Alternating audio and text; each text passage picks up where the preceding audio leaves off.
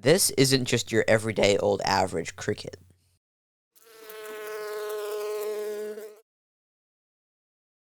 Welcome back to Bug of the Week Part 8, brought to you by Lil Dudes Insect Academy. And as always, if you're new here, consider subscribing and dropping a like, leaving a comment, and maybe sharing. Other than that, let's just jump right into this episode. This is family Grylotopidae, consisting of around 10 species. These insects are referred to as mole crickets. Now, being a member of the order of Orthoptera, crickets are related to grasshoppers and locusts. These crickets can be found on every continent in various regions and biomes, except for Antarctica, of course. Now, like most other crickets, mole crickets have a very unique call, which they use to attract mates, and these calls are individual, and they're unique to each species.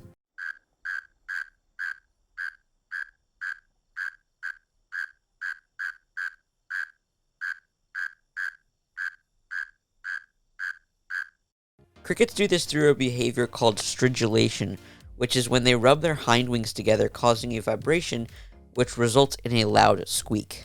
And these songs can reach volumes of over 80 decibels. Now, like all crickets, mole crickets have a simple or incomplete metamorphosis, meaning they are born as nymphs and then they go through a series of instars or molts to grow into an adult. So they don't actually go through a metamorphosis like a butterfly or a beetle would. They have something called an incomplete metamorphosis. Mole crickets are actually mostly active during the night, being nocturnal and all, and adult mole crickets can typically measure about 3 to 5 centimeters in length, being fairly large for a cricket, and considering all cricket size, they're fairly large for a cricket, but these aren't just ordinary crickets. Being fossorial insects, these crickets traverse underground utilizing a system of tunnels which they dig themselves. Mole crickets are actually equipped with a pair of modified front walking legs, which have comb-like shovels on them, which they use to dig their tunnels just like a mole. Now, being soil insects, they feed mostly on plant roots, tubers, and stems just below the surface. Because of this, they can actually be very disruptive to plant growth, often causing problems for farmers. And in fact, these crickets are extremely invasive in certain areas, one species originating from South America and becoming a huge pest issue in the state of Georgia.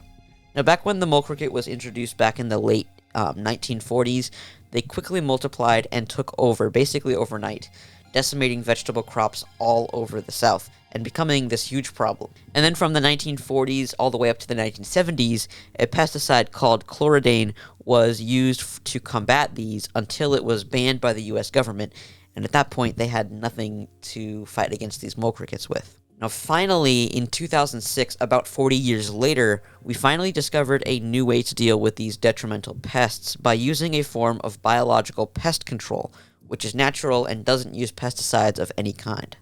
Now, with this method, we actually introduced Lara bicolor, a species of parasitoid wasp from the mole cricket's endemic region, which actively hunts mole crickets specifically as hosts for their young larvae, laying their eggs inside of the mole cricket.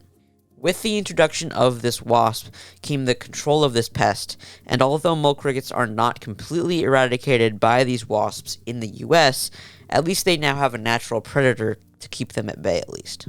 Now, that's just the mole cricket in the US. They're not even from the US originally. So what about them from the rest of the world? Well, in Zambia, a native mole cricket species is said to bring good fortune.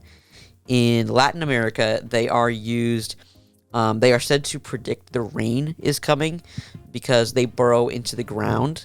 And in Vietnam, Indonesia, and the Philippines, mole crickets are actually used as great delicacies and often fried and served with sticky rice, and they're a big food source there. So with that, I hope you all enjoyed this episode of Bug of the Week, and I can't wait for next week's. It's going to be super fun, but if you need to catch up on a few, go back and watch all of them. They're all super fun. I have a great time making them, and I hope you enjoy watching them as well. So with that, like I said earlier, subscribe, like, and maybe leave a comment. And with that, I will see you all next week, and keep on bugging.